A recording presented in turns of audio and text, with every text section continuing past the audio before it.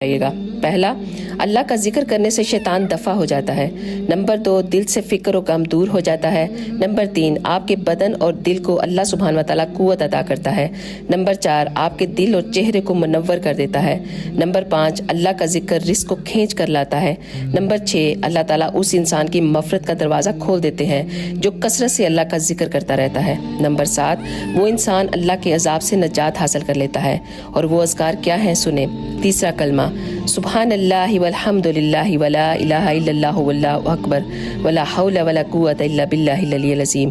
दुरूद शरीफ छोटा बड़ा जो भी आप आसानी से पढ़ सकते हैं। और